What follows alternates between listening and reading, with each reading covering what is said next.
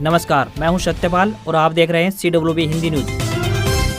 शक संवत 1947 विक्रम संवत 2082 आज माघ मास के कृष्ण पक्ष की सप्तमी तिथि और दिन शुक्रवार है। तदनुसार अंग्रेजी तारीख 9 जनवरी सन 2026। आज 9 जनवरी को प्रवासी भारतीय दिवस यानी NRI डे मनाया जाता है। यह दिन भारत के विकास में प्रवासी भारतीय समुदाय के योगदान को सम्मान देने के लिए हर साल मनाया जाता है। इसके अलावा आज ही के दिन साल 1945 में किसानों के मसीहा और प्रसिद्ध नेता सर छोटू राम का निधन हुआ था। सबसे पहले आज की सुर्खियां। नए साल पर पुलिस कर्मियों को मिली बड़ी सौगातें। हरियाणा DGP अजय सिंघल का बड़ा ऐलान। हरियाणा में जमीन इंतकाल के लंबित मामले जल्द निपटेंगे। हर शनिवार होगा जन सम्मेलन। हरियाणा में सरकारी कर्मचारियों के लिए बड़ी खुशखबरी। वेतन एवं पेंशन को लेकर जारी हुआ नया आदेश। हरियाणा में ग्रुप D कर्मचारियों को मिलेगा प्रमोशन। प्रक्रिया हुई प्रारंभ। हरियाणा BJP अध्यक्ष के खिलाफ गैंगरेप केस हुआ बंद। पुलिस सबूत नहीं जुटा पाई। युवती ने कहा था बुडोली व मित्तल ने शराब पिलाकर रेप किया। बड़ी खुशखबरी। हरियाणा सरकार किसानों को सब्जियों और मशरूम की खेती पर दे रही है भारी सब्सिडी। अब फास्टैग न होने या फिर खराब होने पर नहीं देना होगा दोगुना टोल टैक्स। नई व्यवस्था से मिलेगी राहत। 14 जनवरी को मकर संक्रांति का त्योहार मनाया जाएगा। जरूर करें इन चीजों का दान। जानेंगे पूरी अपडेट। हरियाणा के सरकारी स्कूलों में बच्चों को मिलेगी लाइफ स्किल ट्रेनिंग। जानिए इसके उद्देश्य। और भारत के मुख्य न्यायाधीश यानी CJI सूर्यकांत शपथ ग्रहण के बाद पहली बार आज अपने गृह जिले हिसार पहुंच रहे हैं। अपने पैतृक गांव पेटवाड़ भी जाएंगे। और अब खबरें विस्तार से। पूरे हरियाणा में हाड़ कपा देने वाली ठंड पड़ रही है। ठंडी हवाओं से पूरे राज्य में कोल्ड डे की स्थिति बनी हुई है। तेज गति से चल रही उत्तरी बर्फीली हवाओं से तापमान में गिरावट दर्ज हुई है। मैदानी इलाकों में धुंध और कोहरे का असर साफ दिखाई दे रहा है। ऐसे ठंडे मौसम में आमजन के साथ साथ पशुओं को भी परेशानी झेलनी पड़ रही है। वहीं फसलों को ठंड से बचाव हेतु कृषि विभाग द्वारा समय समय पर नए दिशा निर्देश जारी किए जा रहे हैं। मौसम विभाग के अनुसार आने वाले दिनों में हरियाणा NCR और दिल्ली में ठंड ज्यादा देखने को मिलेगी। कई जगहों पर सुबह के समय धुंध और कोहरा छाए रहने की संभावना जताई गई है। इसके अलावा कई जगहों पर पाला जमने की स्थिति भी बन सकती है। 9 जनवरी यानी आज एक और पश्चिमी विक्षोभ उत्तर पर्वतीय क्षेत्रों पर सक्रिय होने जा रहा है। इसकी संभावना के चलते हरियाणा NCR और दिल्ली में बादल छाए रहेंगे। कहीं कहीं बूंदाबांदी की संभावना भी है। वहीं रात का तापमान भी सिंगल डिजिट में बना रहेगा। कुल मिलाकर हरियाणा के कई स्थानों पर पाला जमने की आशंका बढ़ गई है। हरियाणा में सरकारी कर्मचारियों के लिए बड़ी खुशखबरी सामने आ रही है। बता दें कि प्रदेश सरकार ने कर्मचारियों, पेंशन भोगियों एवं पारिवारिक पेंशन भोगियों को वेतन, भत्ते, पेंशन एवं पारिवारिक पेंशन के वितरण से संबंधित नए आदेश जारी कर दिए हैं। सरकार ने फैसला लिया है कि जिन महीनों में पहली तारीख को अवकाश होगा तो पेंशन का वितरण उससे पहले वाले दिन कर दिया जाएगा। चीफ सेक्रेटरी अनुराग रस्तोगी के द्वारा जारी आदेश के अनुसार जनवरी महीने की सैलरी एवं पेंशन का वितरण अब 30 जनवरी को किया जाएगा। वहीं फरवरी महीने की सैलरी का वितरण 27 फरवरी को जाएगा। इसी प्रकार जुलाई महीने की सैलरी एवं पेंशन का वितरण 30 जुलाई को और अक्टूबर महीने की सैलरी का वितरण 30 अक्टूबर को किया जाएगा। मुख्य सचिव अनुराग रस्तोगी ने बताया कि कई बार महीने की शुरुआत यानी कि 1 और 2 तारीख को अवकाश रहता है, जिसके चलते वेतन एवं पेंशन का वितरण नहीं हो पाता। इसलिए प्रदेश सरकार ने छुट्टी से पहले वाले दिन यानी महीने के आखिरी दिन वेतन एवं पेंशन वितरण का फैसला लिया है ताकि सरकारी कर्मचारियों को राहत मिल सके। हरियाणा के विभिन्न विभागों में काम कर रहे ग्रुप D कर्मचारियों के लिए एक बड़ी खुशखबरी सामने आ रही है। बता दें कि ग्रुप D के कर्मचारियों को जल्द ही प्रमोशन मिलने वाला है। मुख्य सचिव की तरफ से इस बारे में जानकारी मांगी गई है कि जल्द ही ग्रुप D कर्मचारियों को प्रमोट किया जाएगा। ऐसे में सरकार जल्द ही ग्रुप D कर्मचारियों को बड़ा तोहफा देने जा रही है। मुख्य सचिव अनुराग रस्तोगी ने सभी विभागाध्यक्षों को निर्देश जारी किए हैं कि वे ग्रुप D कर्मचारियों के प्रमोशन से भरे जाने वाले ग्रुप C पदों से संबंधित जानकारी 3 दिनों के अंदर अंदर उपलब्ध करवाएं। सभी विभागों को 3 दिनों के अंदर ये जानकारी भेजनी होगी कि उनके डिपार्टमेंट में ग्रुप C के ऐसे कितने पद खाली हैं जिन पदों पर ग्रुप D के कर्मचारियों को प्रमोट किया जाएगा। सभी विभागों को तय एक्सेल प्रारूप में ईमेल के जरिए ये जरूरी जानकारी भेजने के निर्देश जारी किए हैं। ऐसे में यह डिपार्टमेंट जैसे ही जानकारी भेजेंगे आगे की प्रक्रिया जल्द यानी कि तुरंत प्रभाव से शुरू होगी। हरियाणा की नायब सैनी सरकार ने नए साल पर अंत्योदय परिवारों के उत्थान के प्रयास तेज कर दिए हैं। गांव और शहरों में बेघर परिवारों के सिर पर छत, बेहतर शिक्षा और युवाओं को रोजगार के लिए कई कल्याणकारी योजनाओं को अमली जामा पहनाया जाएगा। प्रदेश सरकार ने 6 लाख गरीब परिवारों के सिर पर छत मुहैया करवाने का लक्ष्य निर्धारित किया है। वहीं फैमिली आईडी के अनुसार 1,80,000 रुपए तक सालाना आमदनी वाले जरूरतमंद परिवारों को मकान निर्माण के लिए 1.5 लाख रुपए की एक्स्ट्रा सब्सिडी राशि का भी लाभ दिया जाएगा। यदि ऐसे परिवारों के पास घर बनाने के लिए जमीन नहीं है है तो वह भी उपलब्ध करवाई जाएगी। वहीं महिलाओं के लिए लाडो लक्ष्मी योजना बड़ा आर्थिक सहारा बनेगा। इस योजना के तहत पात्र महिलाओं को अब हर महीने 1100 रुपए बैंक खातों में और 1000 रुपए की FD की जाएगी। वहीं बुजुर्गों, दिव्यांगों और विधवा महिला पेंशन राशि में भी बढ़ोतरी का ऐलान किया जाएगा। 1 लाख रुपए से कम आमदनी वाले परिवारों के सभी सदस्यों को हर साल रोडवेज बसों में 1000 किलोमीटर तक मुफ्त यात्रा का लाभ दिया जा रहा है। अंत्योदय मेलों के माध्यम से गरीब युवाओं को खुद का व्यवसाय शुरू करने के लिए लोन और कौशल प्रशिक्षण भी दिलाया जा रहा है। जल्द ही अंत्योदय मेलों का अगला चरण शुरू होगा। ITI में एडमिशन लेने वाली वे छात्राएं जिनके परिवारों की सालाना आमदनी 3 लाख रुपए से कम है, प्रत्येक छात्रा को 2500 रुपए की वित्तीय सहायता राशि भी दी जाएगी। हरियाणा में पिछले दिनों सोशल मीडिया पर कुछ अफवाह चल रही थी। सोशल मीडिया पर चल रही इस जानकारी के अनुसार यदि कोई उम्मीदवार हरियाणा में एक नौकरी ले लेता है तो उसका CET स्कोर समाप्त हो जाएगा। पर हरियाणा में एक जॉब मिलने के बाद CET यानी कि सामान्य पात्रता परीक्षा का स्कोर 0 होने को लेकर चल रही इन सूचनाओं पर हरियाणा कर्मचारी चयन आयोग यानी HSSC ने जानकारी साझा की है। आयोग की तरफ से कहा गया है कि उम्मीदवार किसी भी प्रकार की अफवाह पर कोई ध्यान न दे। आयोग की तरफ से साफ कर दिया गया है कि एक नौकरी मिलने के बाद भी स्कोर वैलिड रहेगा। संबंधित अभ्यर्थी मौजूदा वेतनमान से ज्यादा वेतनमान वाली नौकरी में जा सकता है। चेयरमैन की तरफ से साफ किया गया है कि अगर किसी भी अभ्यर्थी को और अधिक जानकारी चाहिए तो वह हरियाणा कर्मचारी चयन आयोग के ऑफिस में आ सकता है और मिल सकता है। इसके लिए आयोग के कर्मचारी व अधिकारी हमेशा मौजूद हैं।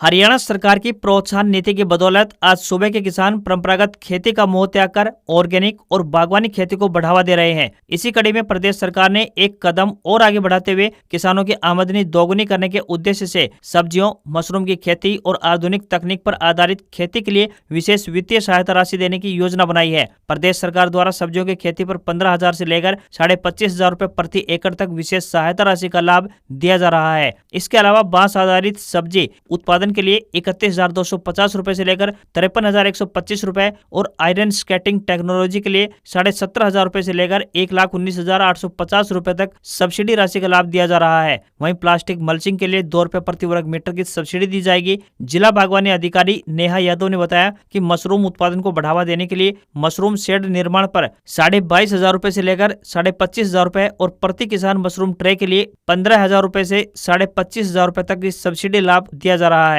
बागवानी मशीनरी और उपकरण खरीद पर लागत राशि की 40 से 50% तक सब्सिडी राशि भी दी जाएगी। किसान बास्केटिंग तकनीक से खेती करके आज 4 लाख रुपए प्रति एकड़ तक और गाजर की खेती से प्रति एकड़ लगभग 2 लाख रुपए तक मुनाफा कमा रहे हैं। नेहा यादव ने बताया कि किसान भाइयों को कृषि विभाग की इन योजनाओं का लाभ उठाने के लिए अपनी बागवानी फसलों को मेरी फसल मेरा ब्यौरा पोर्टल पर रजिस्ट्रेशन करना अनिवार्य है। सब्सिडी राशि का लाभ ऑनलाइन रजिस्ट्रेशन के आधार पर पहले आओ पहले पाओ के आधार पर मिलेगा।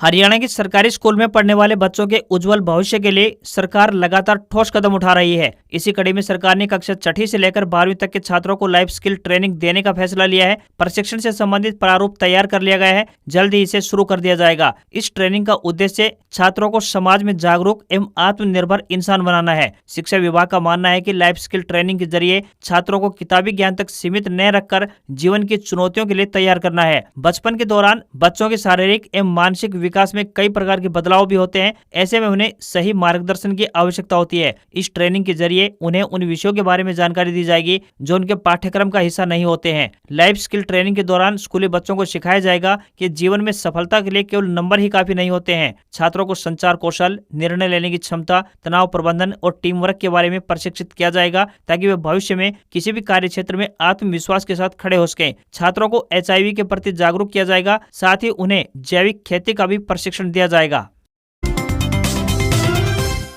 हरियाणा के नए DGP नियुक्त हुए अजय सिंघल ने प्रदेश के पुलिस कर्मियों को बड़ी सौगात देने की योजना बनाई है। उन्होंने एक वाक्य का जिक्र करते हुए कहा कि उन्होंने जब अपने बेटे की शादी के लिए बैंक्वेट हॉल बुक किया था तो उनसे 5 लाख रुपए की मांग की गई थी। तभी उनके मन में विचार आया कि वे पुलिस महकमे में इतनी बड़ी पोस्ट पर कार्यरत हैं, वह तो इस बड़ी धनराशि को वहन कर सकते हैं, लेकिन एक आम पुलिसकर्मी को अपनी संतान का विवाह करना हुआ तो वह इतना खर्च कैसे एडजस्ट करेगा। उन्होंने उसी समय मन बना लिया था कि यदि उन्हें मौका मिला तो वह पुलिस कर्मियों के लिए प्रदेश के प्रत्येक पुलिस लाइन में एक एक बैंक्वेट हॉल और 4 से 5 कमरों का निर्माण अवश्य करवाएंगे। बतौर डीजीपी नियुक्त हुए अजय सिंघल कम से कम अगले 2 साल तक हरियाणा पुलिस के प्रमुख के रूप में अपनी सेवाएं देते रहेंगे। इसलिए उन्होंने जिला पुलिस लाइनों में बैंक्वेट हॉल बनाने की प्रक्रिया शुरू करने की संभावनाएं तलाश करने के निर्देश संबंधित अधिकारियों को दिए हैं। पुलिस लाइनों में खाली पड़ी हुई जमीन पर इन बैंक्वेट हॉल का निर्माण किया जाएगा, जहां पुलिसकर्मी अपनी संतान की शादी के अलावा सामाजिक कार्यक्रम भी आयोजित कर सकेंगे। डीजीपी ने बताया कि पुलिसकर्मियों को बेटे के विवाह पर 5 लाख रुपए का अनुदान भी दिया जाएगा और इसके लिए योजना बना ली गई है।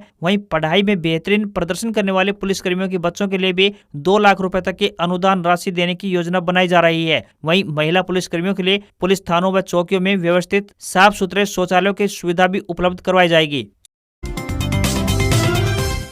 वाहन चालकों के लिए फास्टैग से जुड़ी एक राहत भरी खबर सामने आई है। बता दें कि national highway authority of India यानी NHAI पर वाहन चालकों को सफर के दौरान टोल पार करने में अभी तक बिना फास्टैग या फिर फास्टैग में तकनीकी खराबी या फास्टैग रिचार्ज न होने के कारण उनको 2 गुना टोल टैक्स का भुगतान करके आगे निकलना होता था। लेकिन अब डिजिटल भुगतान करने पर वाहन चालकों को डबल पैसा नहीं देना होगा। उनको टोल के काउंटर पर UPI से भुगतान करने पर 1.25% भुगतान करना होगा। अब तक की व्यवस्था में यदि किसी वाहन का फास्टैग काम नहीं करता था या फिर खाते में पर्याप्त राशि नहीं होती थी तो टोल पार करने के लिए नगद भुगतान करने पर 2 गुना शुल्क वसूला जाता था। Panipat toll plaza manager Manoj ने बताया कि 2 गुना टोल टैक्स को लेकर अक्सर विवाद की स्थिति उत्पन्न होती थी और लंबी कतारें लगने से ट्रैफिक जाम भी लग जाता था। लेकिन अब डिजिटल भुगतान से 2 गुना टोल टैक्स से बचा जा सकता है। साथ ही वाहन चालकों से कहा गया है कि वे अपने फास्टैग को समय पर रिचार्ज रखें और उसे सही स्थिति में लगवाएं ताकि किसी भी प्रकार की असुविधा न हो।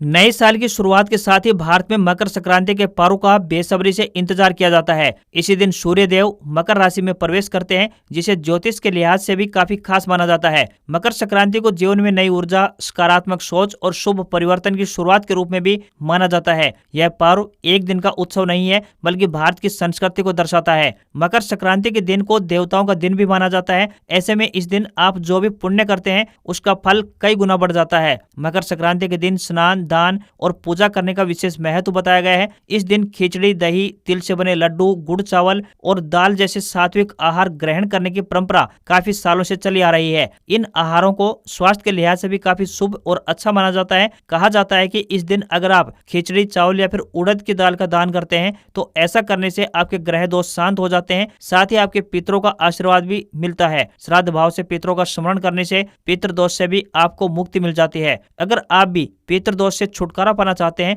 तो मकर संक्रांति के दिन आप दान पुण्य करके इस दोष से छुटकारा पा सकते हैं।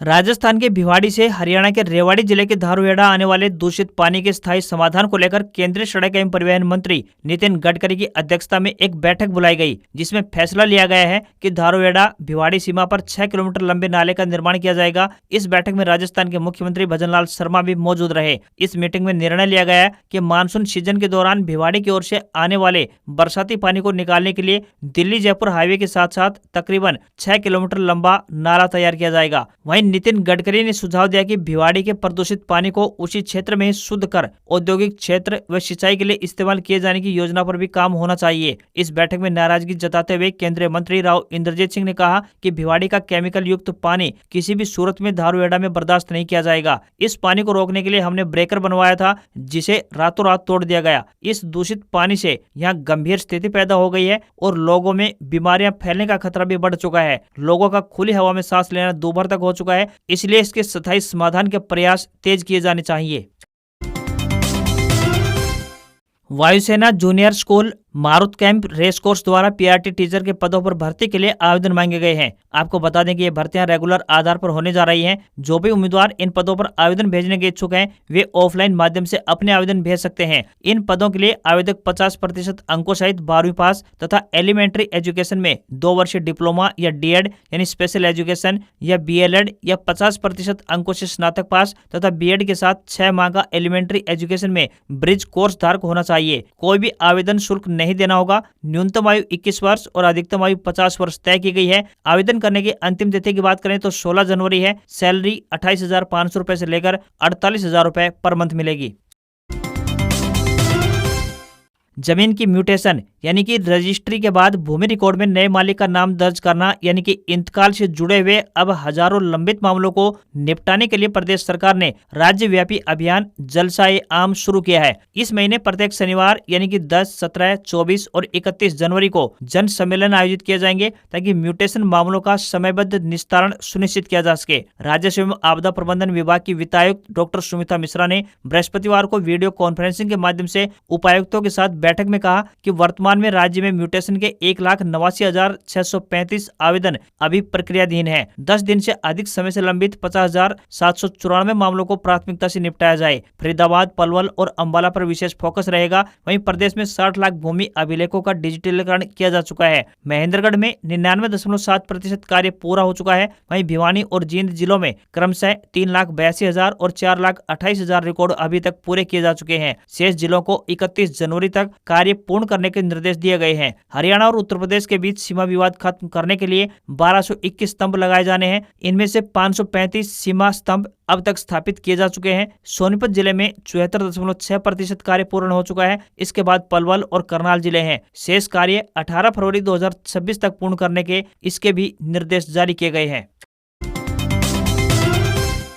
टेक कंपनी Xiaomi की सब ब्रांड पोको ने भारत में अपनी M सीरीज के नए स्मार्टफोन पोको M8 को लॉन्च कर दिया है। 5G स्मार्टफोन को 50 मेगापिक्सल का main camera, Snapdragon 6 Gen 3 processor और कर्व्ड OLED डिस्प्ले के साथ मार्केट में उतारा है। पोको M8 को 3 स्टोरेज ऑप्शन के साथ लॉन्च किया गया है। इसकी कीमत की बात करें तो शुरुआती कीमत 21,999 रुपए से शुरू होती है। इसकी सेल 13 जनवरी दोपहर 12 बजे से शुरू होगी। लॉन्च ऑफर के तहत क्रेडिट पर 2,000 रुपए का इंस्टेंट डिस्काउंट या फिर 6 महीने तक नो कॉस्ट EMI ऑप्शन मिलेगा। इसके अलावा इंट्रोडक्टरी ऑफर के तौर पर बेस वेरिएंट को 15,999 रुपए की शुरुआती कीमत पर सिर्फ 12 घंटे के लिए अवेलेबल करवाया जाएगा। यानी यह ऑफर सिर्फ 13 जनवरी को दोपहर 12 बजे से शुरू होगा और अगले 12 घंटे तक लागू रहेगा। पोको M8 के डिजाइन की बात करें तो 3D कर्व्ड बॉडी डिजाइन मिलता है। फोन के फ्रंट में बेहद पतले बेजल्स और centre punch hole selfie camera भी दिया गया है। कंपनी का कहना है कि फोन को 4 बड़े एंड्रॉइड अपडेट और 6 साल तक सिक्योरिटी अपडेट मिलते रहेंगे। पावर बैकअप की बात करें तो फोन में 5520 mAh की बैटरी मिलती है। कंपनी का दावा है कि एक बार फुल चार्ज करने पर आप 19 घंटे तक लगातार YouTube देख सकते हैं या फिर 9 घंटे तक गेम खेल सकते हैं। आम इस्तेमाल की बात करें तो यह बैटरी 1.6 दिन तक चल सकती है। इसकी बैटरी लाइफ 5 साल तक बेहतर बनी रहेगी, ऐसा कंपनी का दावा है।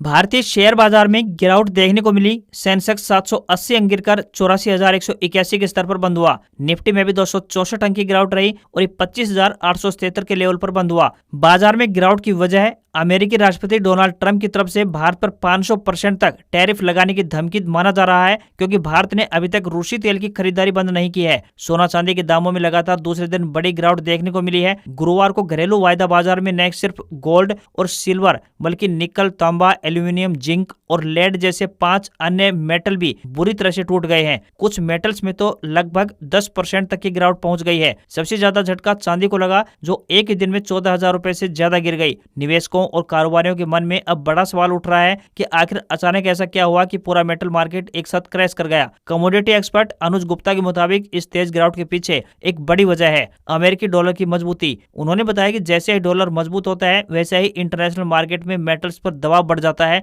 और कीमतें नीचे आने लगती हैं। अगर एमसेक्स की बात करें तो 5 मार्च 2026 एक्सपायरी वाली सिल्वर में 14,152 रुपए की भारी भरकम गिरावट सामने आई है और कीमत 2,36,453 रुपए प्रति किलोग्राम पहुंच गई है। दिन के दौरान चांदी 2,51,889 रुपए के हाई से फिसलकर 2,36,044 रुपए के लो तक पहुंची। वहीं 24 कैरेट गोल्ड में 842 रुपए की गिरावट आई और कीमत 1,35,773 रुपए प्रति 10 ग्राम के स्तर पर पहुंच गई। साथ ही एक्सपर्ट का मानना है कि मेटल्स में यह गिरावट अभी 1 से 2 दिन और रह सकती है। हालांकि अगले हफ्ते बाजार में कुछ स्थिरता आने या फिर हल्की रिकवरी की उम्मीद भी जताई जा रही है। आज खबरों में बस इतना ही। देखते रहिए आपका अपना हरियाणा का सबसे बेहतरीन news channel CWB Hindi news. नमस्कार। इसी आशा के साथ आपका दिन शुभ रहे।